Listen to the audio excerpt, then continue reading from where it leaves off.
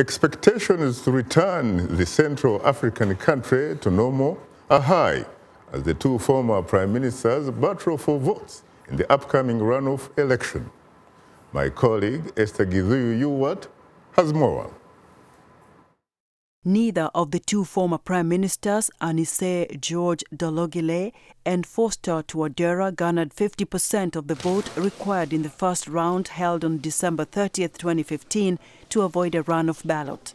The election is being held to replace a transitional government installed in 2014 and led by Catherine Samba-Panza. Central African Republic has witnessed a long, tumultuous period since its independence from France in 1960, with rebellions and coups that have divided the country along religious and ethnic lines. The most recent conflict began in 2013 after a rebel leader, Michel Djotodia, overthrew the government of longtime President Francois Bozize. The conflict saw long-running battles between the Muslim rebel group known as Seleka and a Christian militia group known as Anti-Balaka. Hundreds were killed and thousands fled their homes. U.S. Ambassador to the United Nations Samantha Power visited the country to see the situation firsthand and described the situation then as horrific.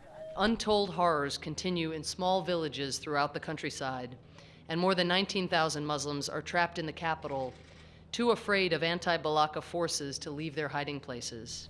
Displaced civilians could be seen leaving the country, while others remained in deplorable conditions with no one to attend to those injured, including children. Valerie Amos, Under-Secretary General for Humanitarian Affairs, described the situation as extremely grave. The situation in the Central African Republic is extremely grave, and urgent action is required by everyone if we're going to prevent further bloodshed. As violence continued, the United Nations created a force to patrol city streets in the capital, Bangui, trying to keep the situation calm. But soon, allegations emerged that some soldiers were involved in sexual misconduct against civilians. UN Secretary General Ban Ki-moon expressed his anger.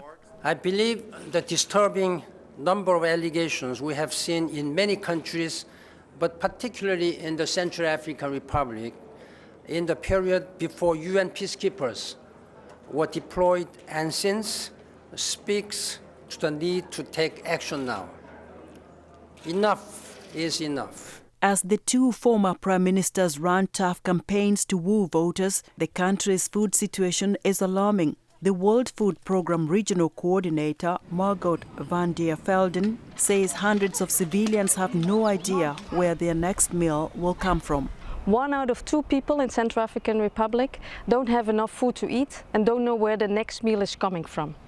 The people most affected are the returnees and the hundreds and thousands of people that remain internally displaced inside Central African Republic.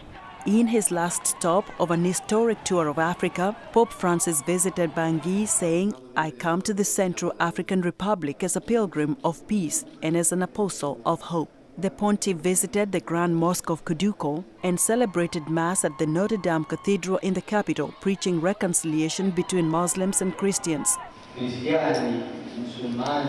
Central African Republic is rich in gold, uranium, oil and diamonds, yet it remains one of the world's poorest nations.